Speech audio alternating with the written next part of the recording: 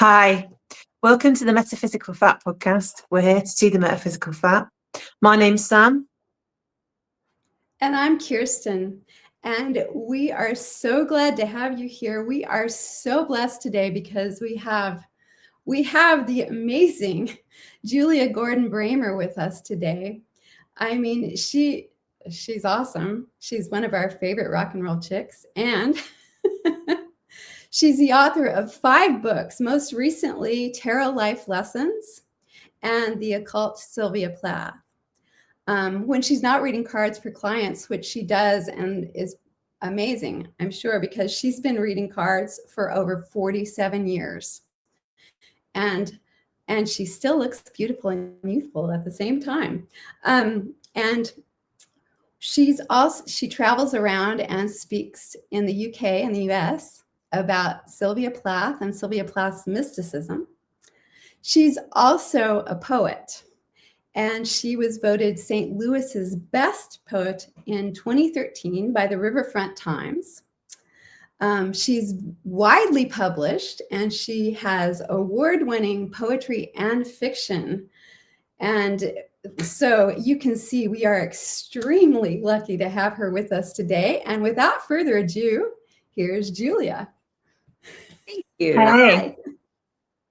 Thank you for being with us today. We really are blessed. And obviously, we've been very excited to chat with you and pick your brains about your wonderful life and kind of what got you on this path. It's been a life. I was talking to a client earlier today about past life regression. She had just gone through the therapy, and I've done it as well.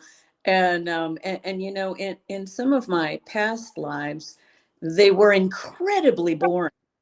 And I think that this go round, I was just determined to have fun and do everything, you know? And so, like Kirsten referenced my rock and roll roots. I used to run a music magazine in the 1990s, which I have a memoir about that. I have an agent interested in representing me for that. And I'm working on editing that down right now.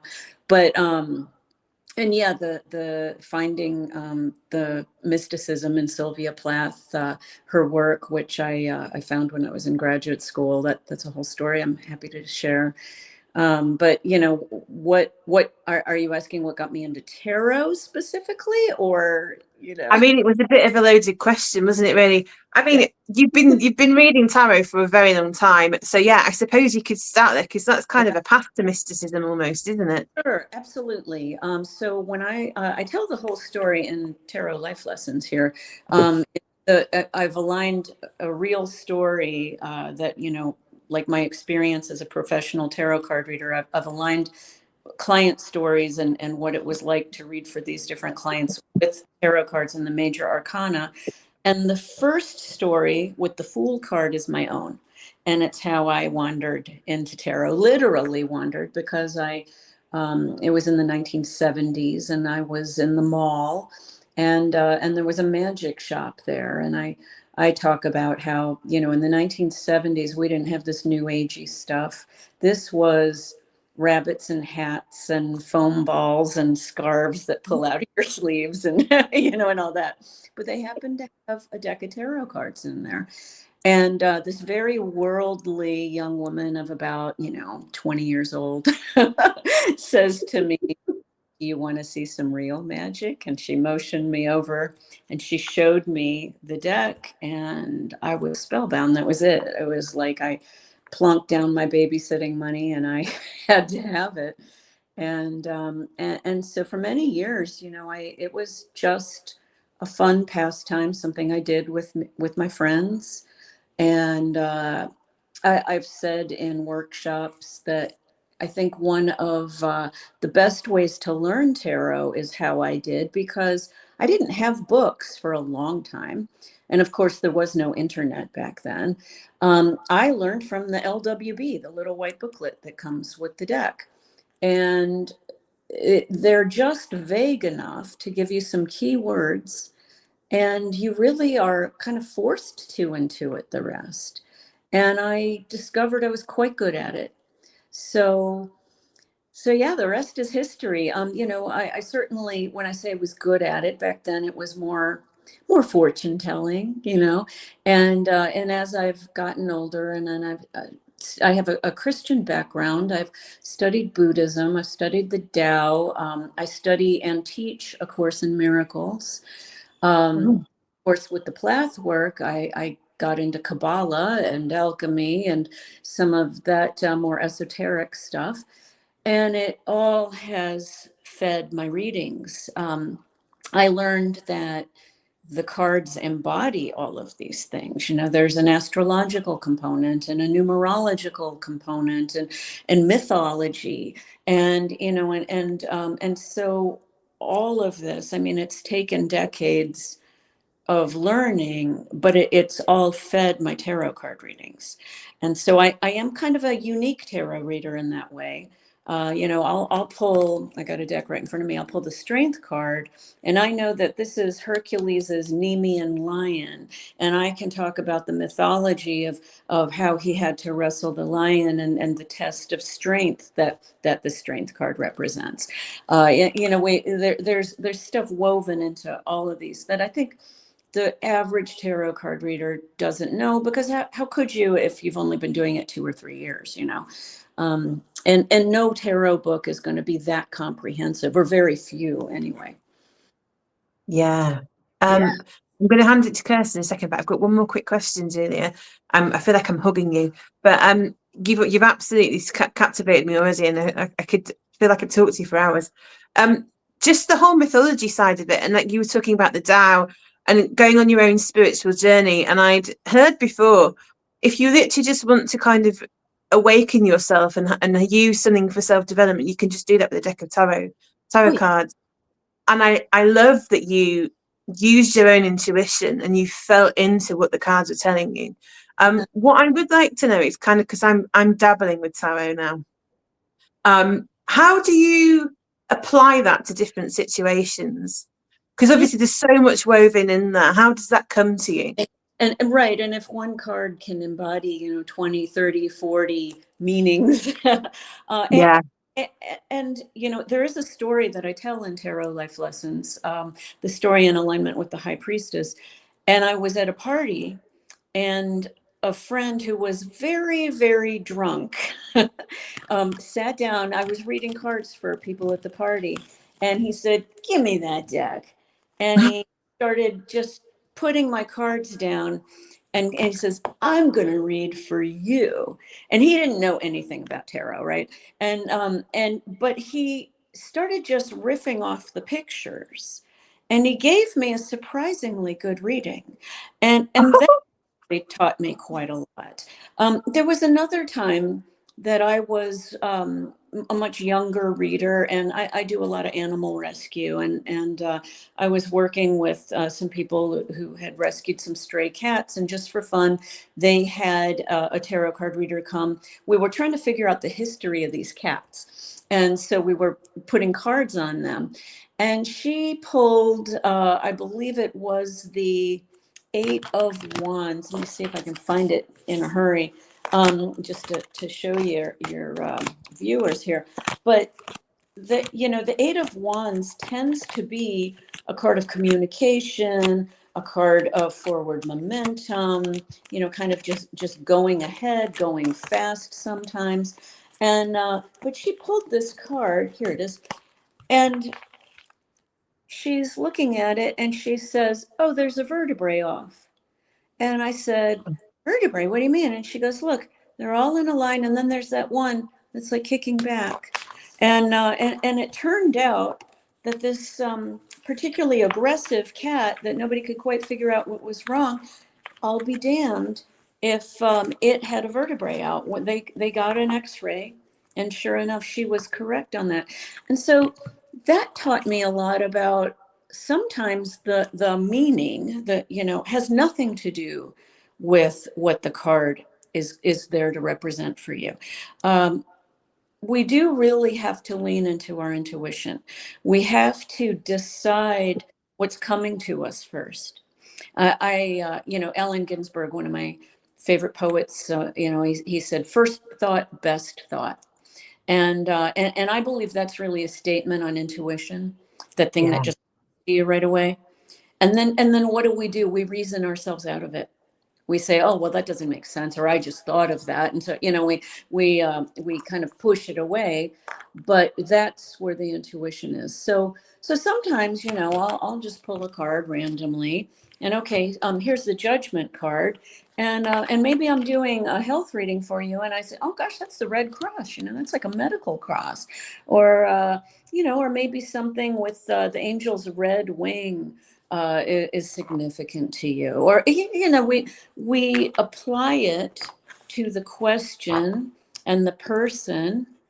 I have certain decks. I have a lot of pictures actually of this on my Instagram. You have to scroll down a bit, but I have clients who have. Sometimes I give them choices of decks, and they'll say, "Yeah, I like this one," or "I like that one," and I'll be darned if they pull a card that looks exactly like them. And I've documented this 3 or 4 times on my Instagram. Like I said, you have to scroll down a little bit, but it's quite amazing. I don't think it's an accident.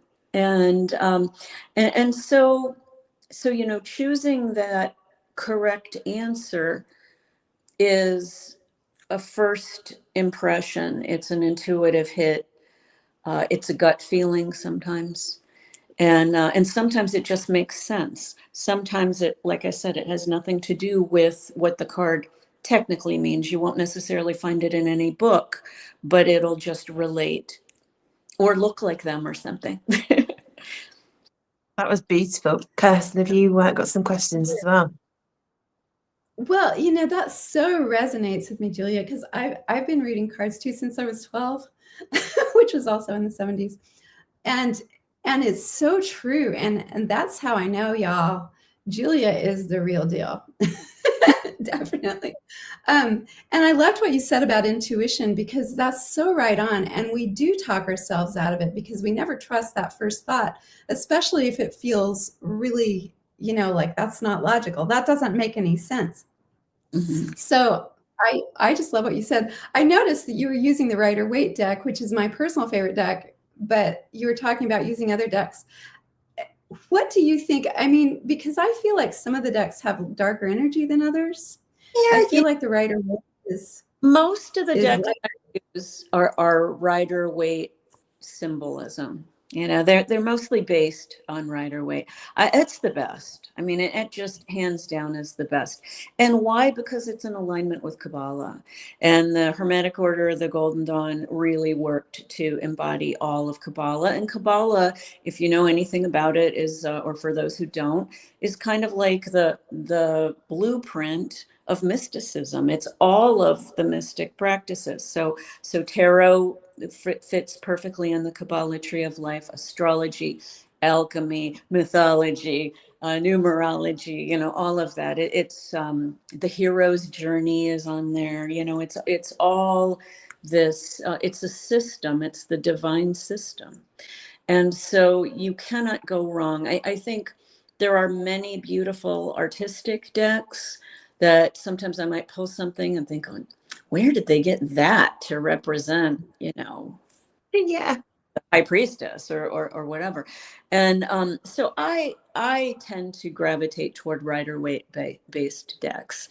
One of my favorite decks is the Alchemical Tarot by Robert Place. Really taught me a lot about alchemy. And I wouldn't have even had any interest in alchemy if it hadn't been for my Plath work. I think the work on Sylvia Plath has made me an exponentially better tarot card reader, because that got me into Kabbalah and mythology and all of that, so it really deepened. And I got into that truly in 2007. So, I was on my own life path before, studying like some Buddhism and that sort of thing before then. But yeah, it just really accelerated in graduate school with the Plath work, because boy, did she and her husband Ted Hughes go deep. How did you get into that? Did it just come across you by accident, or was it one of those? Yeah, go on, sorry. Yeah, I was, I'm a poet, and a fiction writer, as Plath was. I was born the year she died, 9 months after she died. I don't think I'm her. You know, I just want to get that out there. But I do think I'm an emissary. I think I was chosen for this.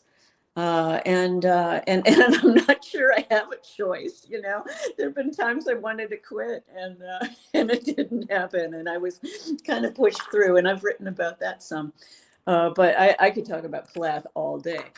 But in graduate school, I got there was a CD a couple of CDs that came with a book called Poetry Speaks, and it had famous poets reading some of their work. And Sylvia Plath was on it. And I'm studying Plath, and all of a sudden she comes up on the CD. I'm in my car. I'm in my car at the University of Missouri, St. Louis, just pulling into the parking lot. And I'm like, not going to turn Plath off until she's done. She had this rich, wonderful voice, you know, and she's reading her famous poem, Daddy. And she gets to these lines, and my Tarok pack, and my Tarok pack. I may be a bit of a Jew. And I'm like, Tarok? Is that tarot? And I start to do a little work, and I'll be darned, Tarok is tarot. There's also called Taroki. And I do some more research. Plath had a tarot deck that she kept on her desk. And that was when I started to go deeper and deeper into just sort of her biography. Like, oh my gosh. So I bring this to my instructor's attention. I start to read more of the Plath poems in her work, Ariel. And I'm like, Dr. Schreiner, what's the deal? You know, I'm seeing, you know, this is Queen of Swords, and this is clearly the Strength card, and this is the Hierophant, and this is the, you know, blah, blah, blah. And he's looking at me like, what?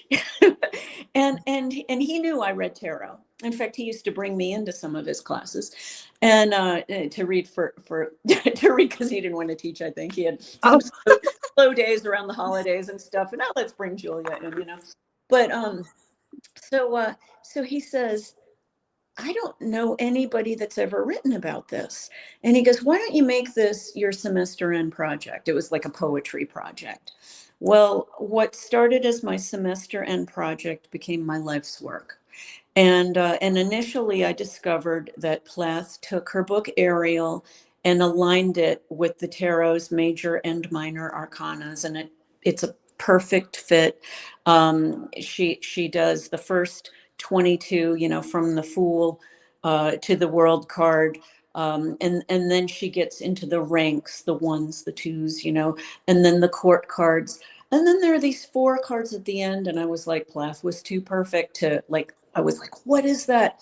And then, of course, it comes to me in a dream. Oh, of course, it's the suits. You know, she had her her wands and her pentacles and her cups and her swords, and you know, and it was just perfect.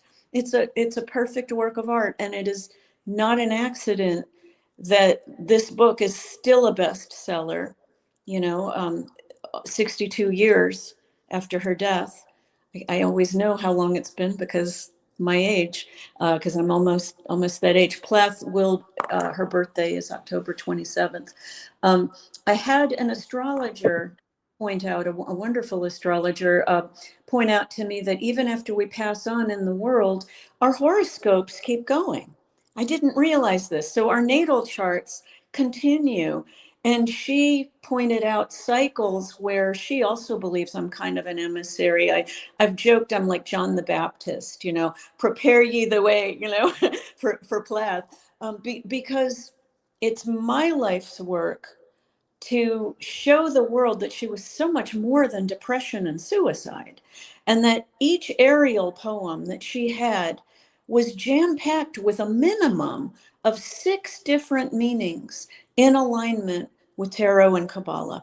And so I show, like, when you start to see her poems side by side with the tarot cards, it's like, holy crap, we've had her wrong for so long, you know, to just make her drama and her depression and suicide. It inflames me. You know, it's like I am here to show the world that she was more than that. Now, why is that my mission? I don't know. I don't know. It's been hard. I've been the butt of academic jokes. It's really been a rough road, honestly. But at the same time, I do believe that Sylvia, her spirit, her energy, has opened up so much for me. As I said, she's made me a better tarot card reader. She's given me so many blessings. She's introduced me to amazing people who have supported me. She's, given me this incredible publisher in Inner Traditions for these two books, The Occult, Sylvia Plath being my most recent. And even that, getting the publishing deal was like a little miracle, which I'm happy to tell you that story. I don't know which direction you want to go in all of this. Like I said, I could bore you with Plath. I mean, I can talk about Plath all day. It's not boring at all, is it, Kirsten? No, definitely not. But do tell us that story. How did that publishing miracle come about? Yeah. So I started writing this book in 2007, and it was supposed to be the introduction to my first book, Fixed Stars Govern a Life, Decoding Sylvia. That book came out in 2014 with Stephen F. Austin State University Press. That book, as you can see, so this is a 400 and some page book here. It's too long to be an introduction. It would have been 1,000-page book minimum, and so I knew it was becoming its own thing. Also, I kept finding things for it. So, when I was writing it in 2007, and so I published Fixed Stars Govern a Life in 2014. And I was at the time I was calling this The Magician's Girl after a line in a Plath poem called where she says, "I am the magician's girl. I do not flinch." The magician being Ted Hughes, her husband, who basically taught her everything. Maybe not everything. She certainly had her interests before, and I talk about that, but accelerated her and occult practices. And so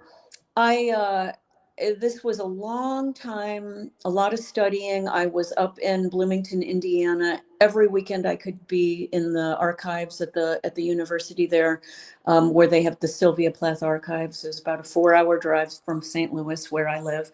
And I would go there every chance I could. And I would sit in the archives all day long till they closed. And oh, my back hurt, and I was starving and exhausted, but I was reading her books. I was looking, and she wrote a lot of notes in her books and a lot of underlinings and marginalia.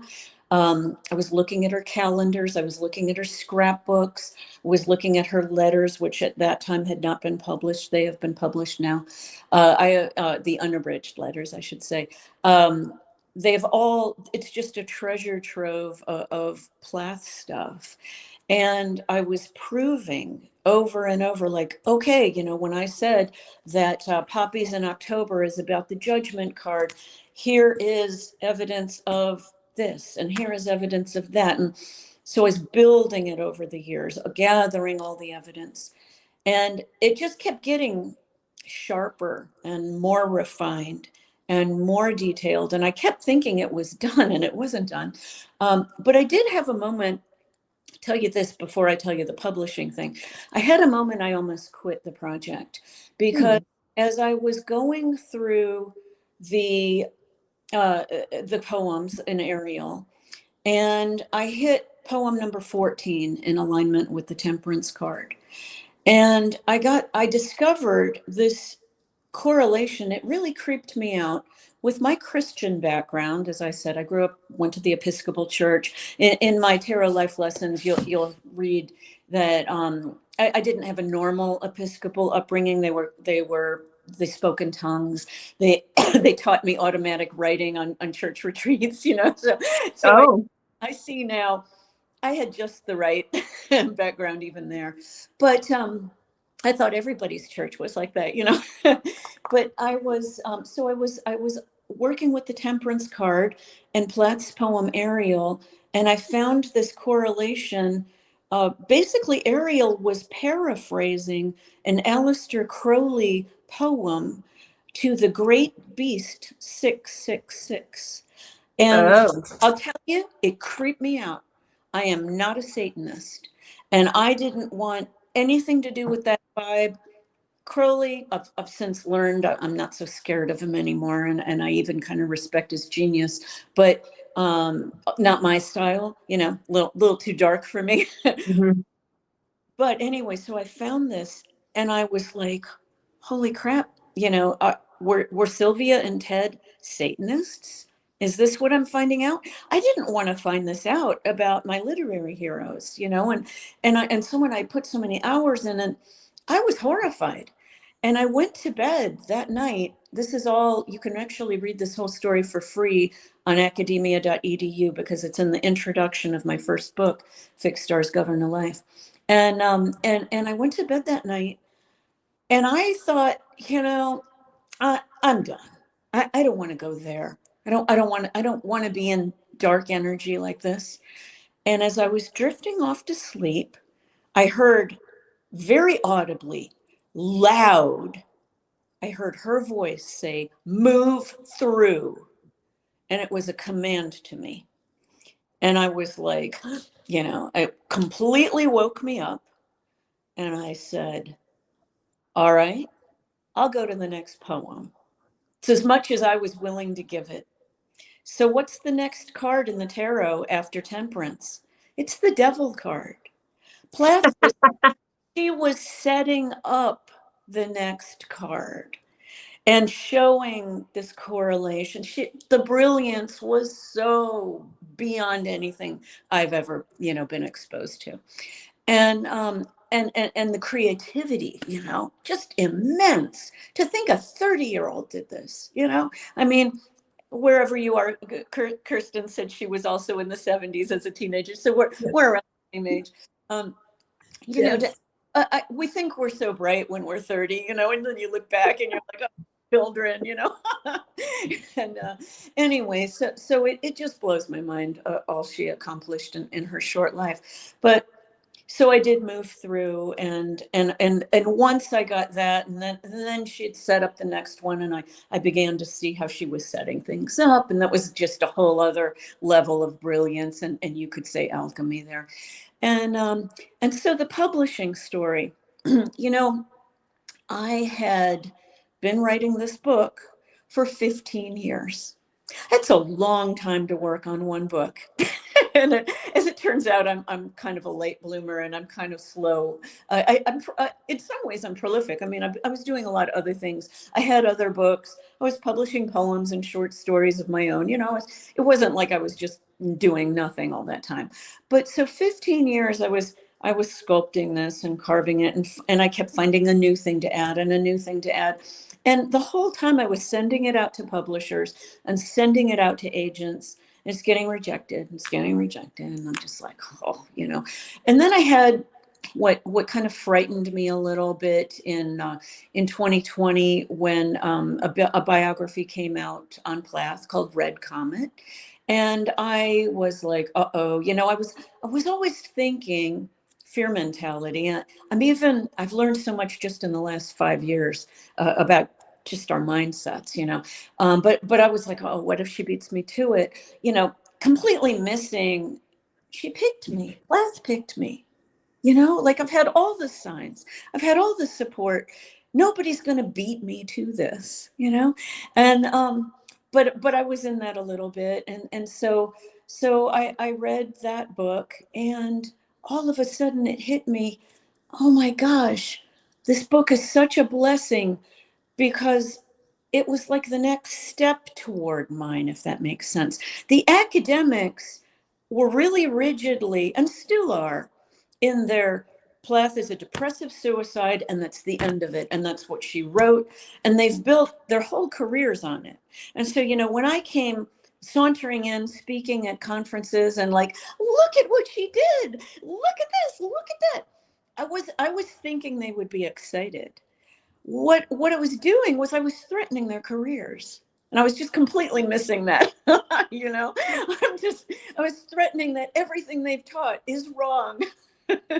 And so they're not, I've talked to people in other aspects of academia. I just had one yesterday who's a PhD scientist, unified theory, you know, just like mind-blowingly brilliant. Academia barely will look at him, you know, because they have their tunnel vision, and it's only. Yeah. But so this author of Red Comet, she expanded on the idea. Oh, maybe Plath was using a bit of myth here.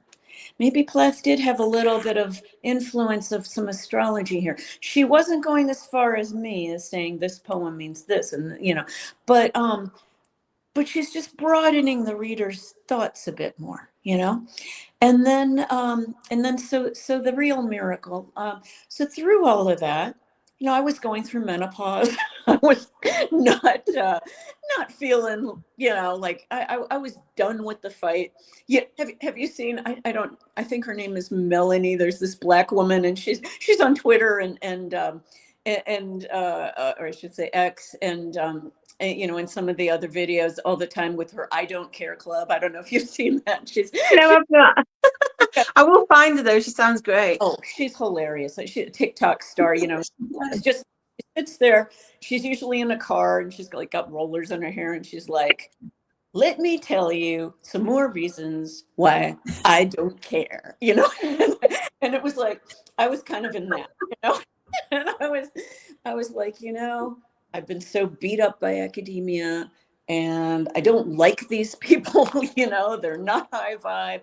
I've been trying so hard to fit into this world and fit into this tribe. You know, I've got my MFA, but I don't have a PhD. So, you know, I haven't regurgitated the same old garbage, you know, and I was just fed up. And so I get this random direct message on Instagram from a lovely woman named Tamra Lucid. And Tamra had found my stuff. She read my first book, and then she got excited and bought my second and third. And yeah, she was like, "What else are you doing? This Platt stuff is incredible. I want to see more." And I said, "Well, it's funny you should mention this. And you know, thank you. I've been sitting on this tome for, you know, I've been working on it for 15 years, and nothing's happened with it, and I've gotten nothing but rejections, and I don't know, I've kind of given up and gone on to some other projects." And she said, "You know, I might know somebody." She goes, "Let me connect you with an editor I know over at Inner Traditions." So she connects me with John Graham, her friend, and he's very interested.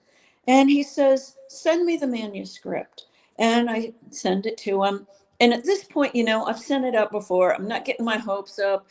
Every writer like learns disappointment fast. Like that's just part of being a professional writer.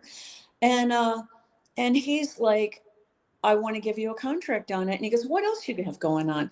And, you know, just for fun, I had pulled together diary entries, what I had called the tarot diaries of my real life stories of being a professional tarot card reader.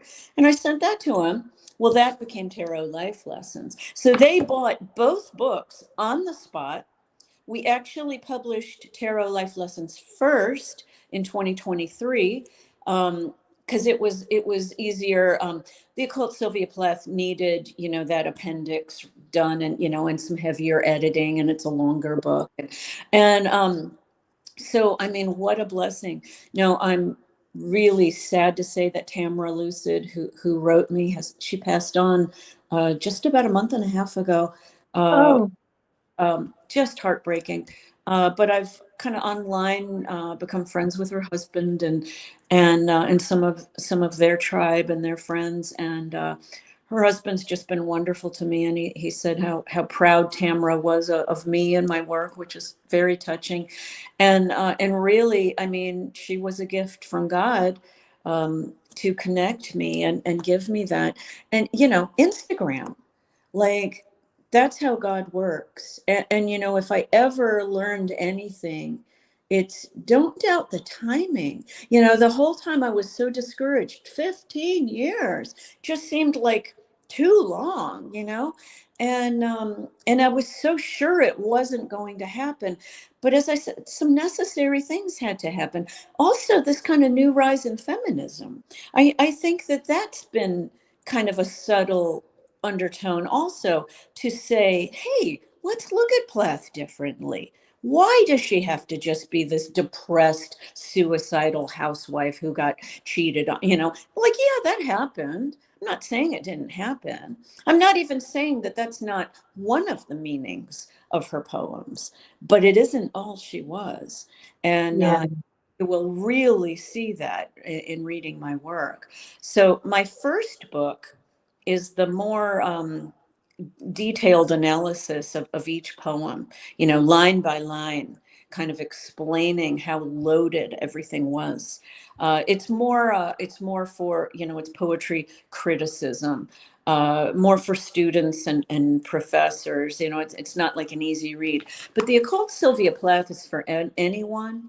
And I wrote it, you know, as a story, and I used her words in it, and I did take a little bit of creative liberty in a couple bits of scene setting, but I did it based on diary entries and letters, and, you know, to give like the color of the sofa in her living room, or the smell of something, you know, I everything that she had written, I put into the book basically to support what I was trying to say there.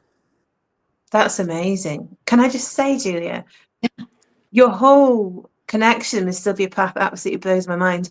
And I was, as you were talking, I was kind of feeling into the meaning behind it, because I know you were like, oh, you know, why am I doing this? Why is this my purpose?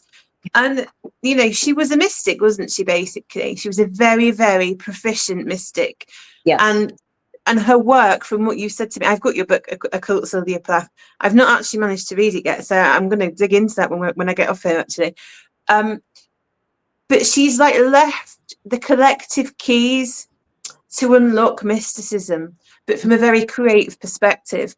And what I see when I see your work is you are essentially giving everybody access to those keys. And whether they want to take that or not, or however they're going to take it, like when you were about the tarot, it's there. It's you're offering people a way in. It's a different way to look at, like, the Kabbalah, like you said, astrology, and it's a foundation, isn't it? So she isn't just depressive. You know, you were absolutely right with that.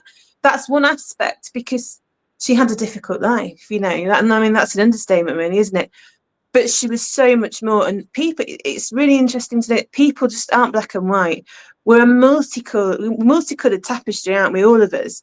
And what you're actually doing is you're unpicking and you're giving her work meaning, and the space for people to really see her for who she is. And that's so beautiful. Thank you. Thank you. You know, I think when you see what poetry can do, how mysticism fits in. I mean, you know, in the Bible, I think it's the book of John, it starts out, you know, I am the Word, and the Word was with God, and the Word was God. Our words create our reality, whether they're in here or whether they're spoken. Yeah. And it truly is a magic practice. And I don't think people understand that. Not with a real consciousness, you know. And you know, this is really, when you say, yeah, I'm giving them the keys. I mean, certainly I didn't invent the keys. I didn't even discover the keys. I mean, Shakespeare's been using the keys. Dante's been using the keys. Milton has been using the keys. And Plath and Hughes studied all of them very carefully. And that's how they learned. And so, and Ted Hughes was truly a magician in his own right. And I have found the same thing in his work. I'm drawn to Plath. I resonate mostly with Plath, but I've studied a lot of Hughes, and I've done lining up with his work and the poem and the, his poems and the Kabbalah, same thing. He taught her how to use those keys, and she went off and just became, the old story of the magician's apprentice taking over and becoming even greater than the master. Yeah. And in my opinion, anyway, so Ted Hughes scholars might argue me on that one, but it's just different strokes, But knowing this, it is, people talk about how we're in a timeline shift, and I really think it's time for people to step into their God power and create through, it's when we can do that, when we can sit down in whatever our personal creative practices, or maybe some other kind of practice, and when we can apply this and see the miracle for ourselves, what are we doing? We're proving God. We are giving hard evidence that there is more than just this life. And that, I think, is the biggest there is, So I am by no means the master that Sylvia Plath was, but just my scholarship to me is like such a gift from God. And I can't believe that this chick who, grew up doing a lot of drugs and alcohol in the 70s and early 80s and had a bad marriage and was a single mom and, had a lot, like, life was not easy for me. Why was I picked? I don't know.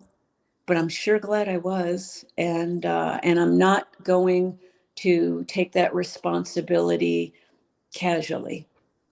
And I've been blessed beyond any words I have for it. So, yeah. I think, do you know what, Julia? I think I can see a lot of parallels in your story as well, because I'm not saying we're the same. I'm a single parent. I, did a few drugs and drank a bit when I was younger. But I think and I personally agree, because she did a very similar thing. It's like the alchemical fire, isn't it? And you talk about alchemy. We have all these experiences in early life, and we have to learn to kind of power through, but they're all teaching points, aren't they? Yeah. And they make us stronger. And I really want to touch on what you said before, Kirsten. Sorry, Kirsten, I'm stealing this a bit. But you mentioned that you did Course in Miracles, which is really interesting, because I've literally just started a Course in Miracles about maybe a week ago. It's one of the most important things I've come across. It's very close to Zen Buddhism. Okay, so it isn't. It'll teach you that life is illusion, and that we're here to work with that illusion. And there's, the difference between magic and miracles. And magic is manipulation of the illusion, and miracles are a higher energy, and that's, again, like, that could be a whole other hour subject minimum. But if you're studying the course, I started a group in 2020. I felt like there was such a need for it during COVID. It was such a time. And we got a Zoom group together, and I've had this core group that has, we still meet every Tuesday night. Unfortunately, we tried to bring some people in later. You really have to start from the beginning. It isn't like it's too overwhelming to jump into, I think. So otherwise, I would invite everybody to join us. But start reading the workbook exercises that are in the back, and a bit of the scripture in the front. And I always say, don't put a lot of rules on it. If you feel you didn't get a lesson in a day, there's a lesson for each day. There would be some weeks that I would stay with one lesson for the whole week, maybe even 2 weeks, because I just didn't feel like I got it, Yeah. So, sometimes we're just busy or whatever, or we didn't practice it the way it suggests we should, or, something like that. So trust that you're doing it right, and your highest God self will guide you through it. It's a game changer.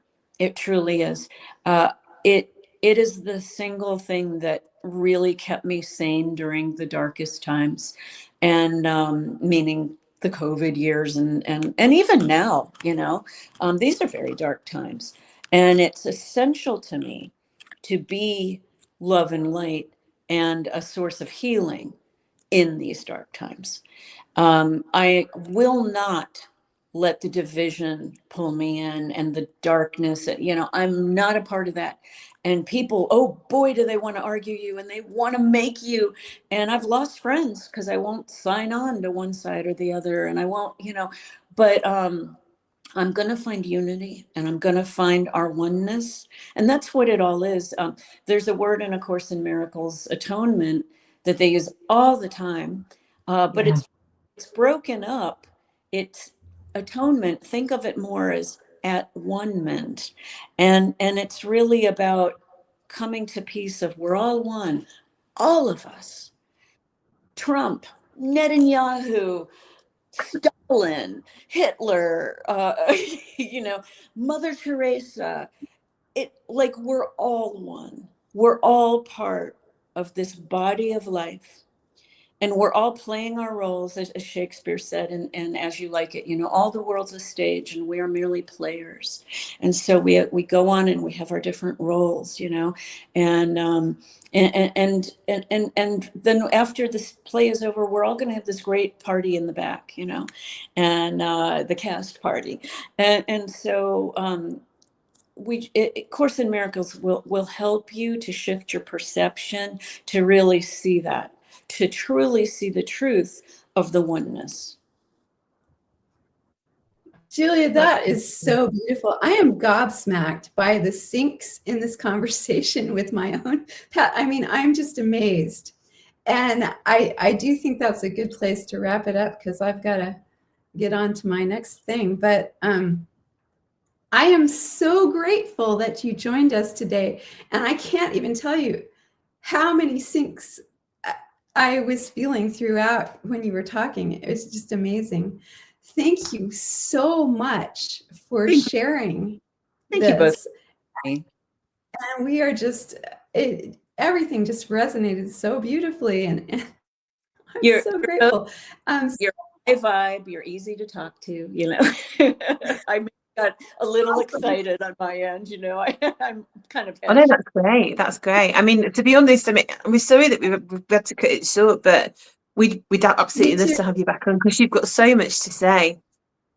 It's all perfect. All perfect. Oh, perfect. And so thank you so much. And everyone, we will leave Julia's information in the description, so you can look for her books, or if you want to get a reading, we'll leave that down in the description. And Sam, do you have anything you want to say in conclusion? No, it's just been an absolute pleasure. You really have opened my mind, and you're such a well-read and worldly lady. It's been an absolute pleasure to speak to you. So thank you for sharing your time and your wisdom with us. Thank you both so much. All right. Take care. You take care.